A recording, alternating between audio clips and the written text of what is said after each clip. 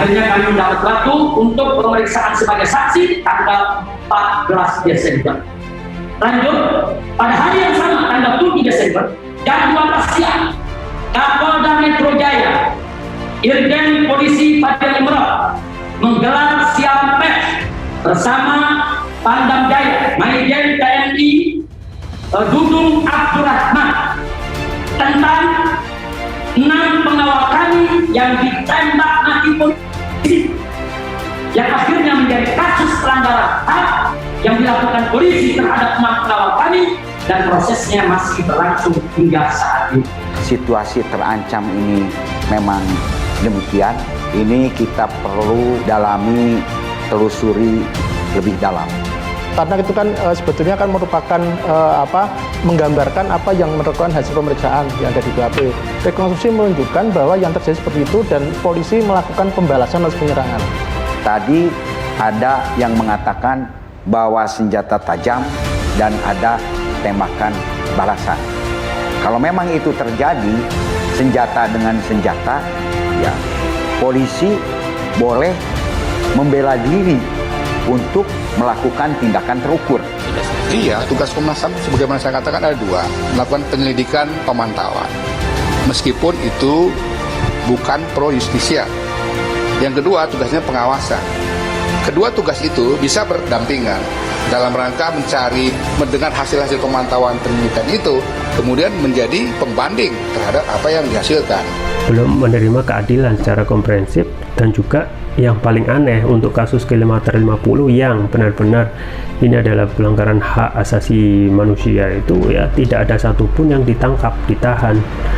Malah yang jadi tersangka yaitu Bribtu Fikri Ramadan dan Ibda Yusmin Aurela itu divonis bebas ya, dalam rangka untuk karena alasan membela diri. Hasil penyidikan sementara kami peroleh fakta bahwa ditemukan senjata api dan senjata tajam di TKP. Ditemukan penggunaan senjata api dengan didapatnya jelaga di tangan pelaku. Ya, ini menurut keterangan yang pengawal malam itu yang masih hidup, yang berhasil lolos di mobil Avanza itu, ini menurut keterangannya adalah suara dari salah satu laskar yang di mobil Chevrolet. Nah, kita tidak tahu persis karena ini perlu kita, justru itu kita perlu tim penyelidikan ya. Jadi itu apakah itu kondisi sedang disiksa ya, yang kesakitan tadi. Nah, itu yang kita perlu telusuri. Tapi kita pastikan itu suara betul dari para pengawal yang malam itu hadir di lokasi kejadian.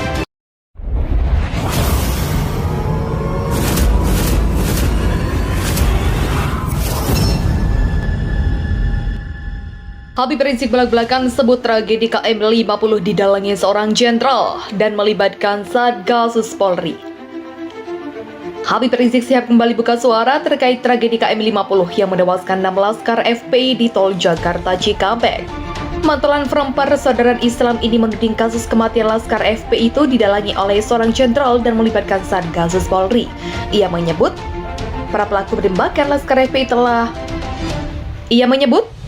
para pelaku penembakan laskar FPI dengan sebutan geng KM 50. Mobil syuhada ini menjadi bukti penting tentang kebejatan dan kejahatan serta kesadisan geng KM 50 yang dipimpin seorang jenderal dan melibatkan Satgasus Polri, ujar Rizik dikutip dari YouTube Islamis Brotherhood Television Selasa 8 November. Lebih lanjut, Rizik menegaskan bahwa keterlibatan Satgasus yang diketuai oleh ex-Kadif Propam Polri Verdi Sambo merupakan sebuah fakta yang sudah diketahui oleh publik. Sebelumnya pihak FPI mengambil dan menyimpan barang bukti mobil Chevrolet Spin warna hitam yang dikendari oleh laskar FPI sebelum tewas ditembak di KM 50 Tol Jakarta Cikampek.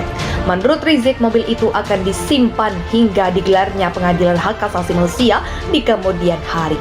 Ia menyebut mobil Chevrolet Spin warna hitam itu akan disimpan di sebuah tempat khusus.